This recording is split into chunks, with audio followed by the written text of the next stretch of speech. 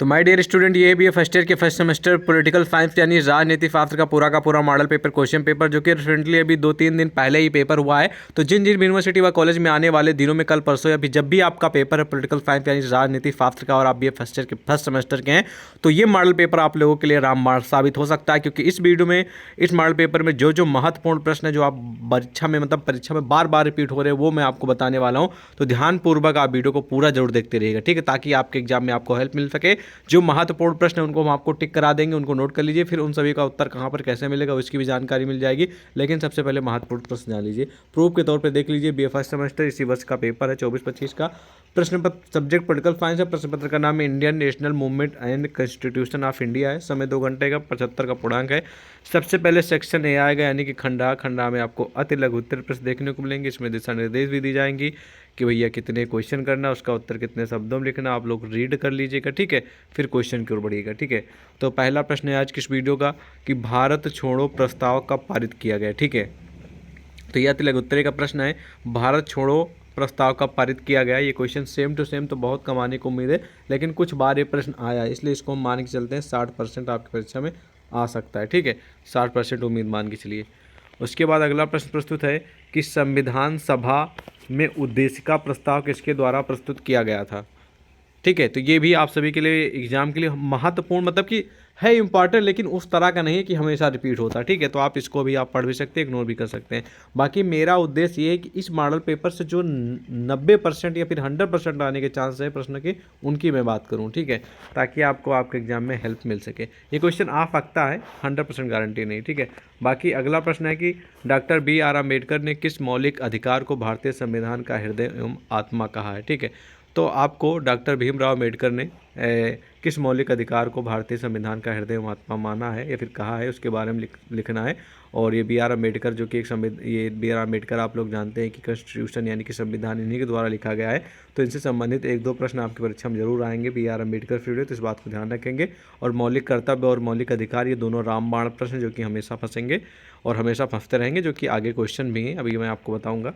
और अगला प्रश्न है कि भारत की संसद में क्या समाहित है। ये भी क्वेश्चन हमेशा नहीं आता, कभी कदार आता, तो आप पढ़ भी सकते हैं, इग्नोर भी कर सकते हैं इसको।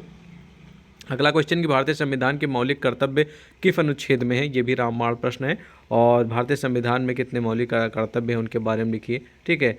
और मौलिक कर्तव्य कितने हैं उनके बारे में लिखिए। ऐसा भी प्रश्न आ सकता है जो कि एक महत्वपूर्ण और रामबाण प्रश्न साबित हो सकता है। मौलिक अधिकार या फिर मौलिक कर्तव्य दोनों पक्का फंसेंगे एग्जाम में, ठीक है। अगला प्रश्न आप लोगों के लिए महत्वपूर्ण है कि राज्य की कार्यपालिका का संवैधानिक अध्यक्ष कौन है। तो राज्य की कार्यपालिका का संवैधानिक अध्यक्ष कौन है उसके बारे में बताना है, जो कि एक महत्वपूर्ण और कई बार रिपीट होने वाला क्वेश्चन है। ये भी एग्जाम में आने की आपके बहुत ज़्यादा चांस है, तो नोट कर लीजिएगा, ठीक है। चलिए नोट करिए इसको आप सभी, ठीक है। चलिए नेक्स्ट क्वेश्चन की ओर बढ़ते हैं। नेक्स्ट क्वेश्चन है कि भारत में नीति निर्देशक तत्वों के प्रावधान को किस देश से उधार लिया गया है, ठीक है। तो ये क्वेश्चन सेम टू सेम तो आने की गारंटी नहीं, लेकिन इतना जरूर कहेंगे कि भारत के नीति निर्देशक तत्वों के बारे में बताइए। भारत में नीति निर्देशक तत्व कौन है, कौन से हैं, उनके बारे में लिखिए। ऐसा प्रश्न आपको देखने को मिल सकता है, ठीक है। तो आप इतना इग्नोर करके भारत के नीति निर्देशक तत्व के बारे में आप लोग जरूर पढ़ेंगे, ठीक है। एक महत्वपूर्ण और रामबाण प्रश्न नोट कर लीजिएगा।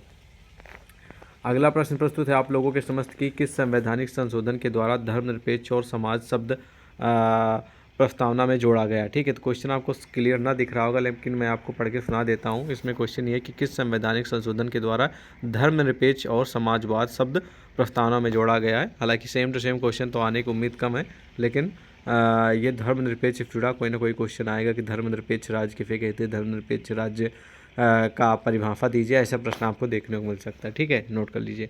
अगला कि संसद के किस सदन में वित्त विधेयक पहले पेश किया जाता है, ठीक है। तो ये भी सेम टू सेम आने की कोई गारंटी नहीं है, लेकिन अगला जो महत्वपूर्ण प्रश्न है ये पक्का उम्मीद है प्रश्न फंस सकता है, क्योंकि ये कई बार एग्जाम में रिपीट हुआ तो साबित होता है इस बार भी रिपीट हो सकता है। क्वेश्चन है कि संविधान के प्रारूप समिति के अध्यक्ष कौन थे। ये महत्वपूर्ण प्रश्न ये आ सकता है, ठीक है, ठीक है। तो ये हैं अति लघु उत्तरीय टाइप के मोस्ट इंपॉर्टेंट क्वेश्चन जो कि मैंने आपको बताया। इसमें से जो जो आ सकते थे वो मैंने बता दिया। बाकी जो क्वेश्चन महत्वपूर्ण उनको टिक कर लीजिए जो मैंने बताए हैं, बाकी इनका उत्तर भी आपको मिल जाएगा। अब आ जाएंगे हम खंडवा की ओर, जिसको आप लोग सेक्शन भी बोलते हैं और बोलते हैं लघु उत्तरीय, ठीक है। और लघु उत्तरीय प्रश्न का उत्तर करने से पहले इसमें भी दिशा निर्देश दी गई, इनको रीड कर लेना, ठीक है, अच्छे से कि कितने क्वेश्चन करना, उसका उत्तर कितने शब्दों में लिखना, ओके। फिर आ जाएंगे हम क्वेश्चन की ओर। पहला क्वेश्चन है कि सबने अवज्ञा आंदोलन के बारे में लिखिए। एक रामबाण और हमेशा रिपीट होने वाला क्वेश्चन नोट करिए। 100% उम्मीद है प्रश्न फंसेगा। स्वज्ञा आंदोलन, स्वज्ञा सविनय स्वज्ञा आंदोलन, ठीक है, कई बार रिपीट हो चुका है एग्जाम में, ठीक है, नोट कर लीजिए। अगला कि धर्मनिरपेक्षता, फिर आप क्या समझते हैं, नोट करिए, ये भी आपकी परीक्षा के लिए 90% महत्वपूर्ण है। यहीं पर एक और क्वेश्चन ऐड करना चाहेंगे, पंथ निरपेक्षता है और एक धर्मनिरपेक्षता। पंथ निरपेक्षता या धर्मनिरपेक्षता, दोनों में से एक तो पक्का फंसेगा, हो सकता है दो ही फंस जाए, दोनों फंस जाए, धर्मनिरपेक्षता और पंथ निरपेक्षता, वरना एक तो पक्का ही आएगा ही आएगा। आपके 8-10 नंबर पक्के, पंथ निरपेक्षता और धर्म निरपेक्षता दोनों के बारे में अच्छे से पढ़ लीजिएगा। 8 नंबर आपके पक्के, अगर दोनों प्रश्न आ गए तो 10-12 नंबर पक्के, ठीक है, नोट कर लीजिए, पक्का आएगा।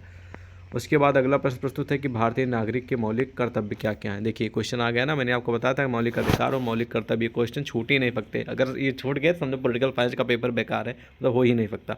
तो भारत के मौलिक कर्तव्य और भारत के मौलिक अधिकार, यानी कि भारतीय नागरिक को जो मौलिक कर्तव्य क्या क्या है उनके बारे में लिखना है, और भारतीय नागरिक के जो मौलिक अधिकार है उनके बारे में। एक रामबाण और हमेशा रिपीट होने वाला क्वेश्चन, नोट करिए, 100% गारंटी के साथ आया है, और नहीं आएगा तो आप लोग खुद ही बताइएगा कि यहाँ पर नहीं आया। और हम आपके जितने भी आप लोग जो भी कुछ कहना चाहें कह लीजिएगा, लेकिन क्वेश्चन का उत्तर जोड़ करके तैयार करके जाइएगा। रामबाण और हमेशा रिपीट होने वाला क्वेश्चन, भारतीय नागरिकों के मौलिक कर्तव्य और अधिकार, ठीक है।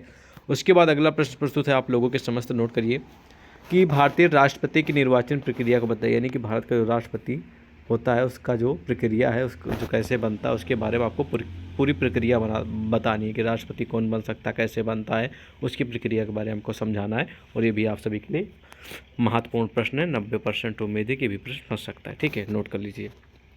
उसके बाद आ जाएंगे हम खंडसा की ओर। खंडसा में आपको देखने को मिलेंगे दीर्घ उत्तरीय प्रश्न, जिनको आप लोग विस्तृत उत्तरीय फिर दीर्घ उत्तरीय बोलते हैं। इसमें भी भैया पूरी दिशा निर्देश दी गई हैं कि भैया एक क्वेश्चन करना कि 2 करना, 3 करना, जितने भी क्वेश्चन करना है यहाँ पर लिखा होगा। जैसे इसमें कह रहा है कि एक ही करना है, ठीक है, तो आप एक ही का उत्तर देंगे। आपकी परीक्षा में एक लिखा रहेगा 1 तो 1 ही करेंगे, 2 लिखा रहेगा तो 2 करिएगा, इस बात को जरूर ध्यान रखेंगे, ठीक है। ये मेन इंस्ट्रक्शंस जो होती हैं इनको जरूर रीड कर लिया करिए, क्योंकि यही आपकी जो प्लस पॉइंट है आप सभी के लिए, यही होता है कि स्मार्ट स्टूडेंट की पहचान, ठीक है। और दीर्घ उत्तरीय का पहला प्रश्न पूछा गया था कि असहयोग आंदोलन में महात्मा गांधी की क्या भूमिका है, उसका वर्णन कीजिए। महत्वपूर्ण प्रश्न, कई बार रिपीटेड है। महात्मा गांधी जी से संबंधित भी 2-3 प्रश्न आपको परीक्षा में देखने को मिल सकते हैं, लेकिन एक तो पक्का आएगा ही आएगा, नोट कर लीजिए। असहयोग आंदोलन भी कई बार रिपीटेड क्वेश्चन है, इसको भी आप लोग नोट कर सकते हैं।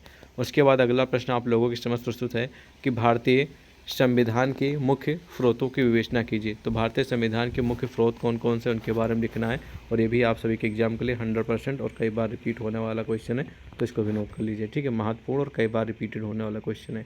भारतीय संविधान के मुख्य स्रोत, भारतीय संविधान की अवधारणा, ठीक है, भारतीय संविधान की विशेषता, ये सब कॉमन क्वेश्चन जो कि रिपीट होते ही होते हैं एग्जाम में, ठीक है। चलिए नेक्स्ट क्वेश्चन की ओर बढ़ते हैं। नेक्स्ट क्वेश्चन कह रहा कि भारतीय प्रधानमंत्री की शक्तियों का परीक्षण कीजिए, यानी कि भारत देश का जो प्रधानमंत्री होता है उसके पास पावर्स क्या क्या होती है, उस पावर्स के बारे में लिखना है, और प्रधानमंत्री के कार्य क्या क्या होते हैं, प्रधानमंत्री की नियुक्त कैसे होती है, इस तरीके के विभिन्न प्रकार के प्रश्न पूछे जा सकते हैं। पहला तो यही कि भारतीय प्रधानमंत्री की शक्तियाँ बताइए, दूसरा हो सकता है भारतीय प्रधानमंत्री के कार्य क्या क्या हैं, तीसरा हो सकता है भारतीय प्रधानमंत्री के नियुक्त कैसे होती है उसके बारे में लिखिए। तो ये भी प्रश्न आपकी परीक्षा में आ सकते हैं। तो ये रहा पूरा का पूरा मॉडल पेपर क्वेश्चन पेपर, जो कि बीए फर्स्ट ईयर के फर्स्ट सेमेस्टर का। इस मॉडल पेपर क्वेश्चन पेपर से जो जो प्रश्न आपकी परीक्षा में आ सकते तो वो मैंने आपको बता दिए, ठीक है। बाकी इन सभी प्रश्नों का उत्तर कहाँ पर मिलेगा, कैसे मिलेगा, वो मैं आपको बता दे रहा हूँ। और इन प्रश्नों के अलावा अन्य भी बहुत सारे हमारे पास महत्वपूर्ण प्रश्न हैं और उसके उत्तर हैं, जो कि आपके एग्जाम के नज़रिए से बहुत ही महत्वपूर्ण है। इस वीडियो के माध्यम से, इस मॉडल पेपर के माध्यम से हमने वही बताया है जो इस मॉडल पेपर से आपकी परीक्षा में आने के चांस हैं, उन प्रश्नों के बारे में, ठीक है। बाकी अन्य भी वो सारे महत्वपूर्ण प्रश्न हैं, उसके उत्तर हैं, उसकी ओर हम आपको ले चलते हैं ताकि आपको आपके एग्जाम में हेल्प मिल सके। तो डियर स्टूडेंट, ये वो PDF है जिसमें महत्वपूर्ण प्रश्न और उसके उत्तर समाहित हैं। जैसे कि क्वेश्चन ये है कि अनुसूचित जनजाति किसे कहते हैं, इसके बारे में लिखिए, महत्वपूर्ण प्रश्न नोट कर लीजिए। उसके बाद अगला प्रश्न है क्रिप्स मिशन के बारे में बताइए, भी कभी कदार आता, हमेशा नहीं आता। उसके बाद भारतीय संविधान में वर्णित नागरिक के मूल कर्तव्य देख लीजिए। मूल कर्तव्य जो क्वेश्चन पूछा गया था यही है, देख लीजिए उत्तर लिखा है नीचे, ठीक है। क्वेश्चन भी उसका उत्तर भी है। अगला क्वेश्चन की संघीय मंत्री परिषद की रचना एवं अधिकारों का वर्णन कीजिए, भी क्वेश्चन कभी कदार आता, हमेशा तो नहीं आता, ठीक है। तो इसके बारे में पढ़ सकते हैं, आ भी सकता, नहीं भी आ सकता, ठीक है। उसके बाद अगला प्रश्न है कि जो महत्वपूर्ण है उसकी हम बात करेंगे कि उच्च न्यायालय के गठन एवं क्षेत्राधिकारों का वर्णन कीजिए, यानी कि जो हाई कोर्ट होता है उसका जो गठन है कैसे होता है और उसका जो क्षेत्र है वो कहाँ तक लगता है, जिसमें उसका जजमेंट किया जाता है, ठीक है, उच्च न्यायालय के अंतर्गत। उसके बाद अगला प्रश्न है कि भारतीय राष्ट्रपति की निर्वाचन प्रक्रिया बताइए। देख लीजिए, ये क्वेश्चन अभी जो मॉडल पेपर में पूछा गया था उसी का उत्तर देख लीजिए। भारतीय राष्ट्रपति की निर्वाचन प्रक्रिया देख लीजिए, पूरा उत्तर देखिए। क्वेश्चन मैंने आपको पहले ही महासंग्राम वीडियो में इनको कवर कर रखा है और उसी में से आया था प्रश्न, देख रहा है अपने ऊपर अभी मॉडल पेपर में, देख लीजिए।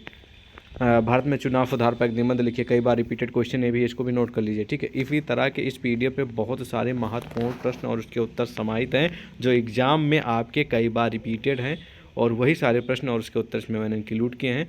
अगर आपको ये पूरी पीडीएफ चाहिए तो आपको टेलीग्राम व्हाट्सअप का लिंक इसी वीडियो के डिस्क्रिप्शन में दिया गया है, तो दोनों से ज्वाइन हो जाइएगा। और व्हाट्सअप ग्रुप पे ज्वाइन होने के बाद आप हमें पर्सनल मैसेज कर दीजिएगा कि सर मैं बीए फर्स्ट ईयर के फर्स्ट सेमेस्टर पॉलिटिकल साइंस का महासंग्राम पीडीएफ दे दीजिए। जैसे आप ऐसा मैसेज करेंगे तो हम आपको पूरी पीडीएफ सेंड कर देंगे, जिसमें से ये जितने भी प्रश्न हैं और उसके उत्तर आप तैयार कर लीजिएगा। गारंटी दे रहा हूँ आपको आपकी परीक्षा में काफ़ी ज़्यादा हेल्प मिल जाएगी। अगर ये वीडियो आपको डिटेल में देखनी है तो महासंग्राम वीडियो हमारे चैनल सक्सेस 2 पे, इसी चैनल पे अपलोडेड है, थोड़ा स्क्रॉल करके देख लीजिए, आपको मिल जाएगी, ठीक है।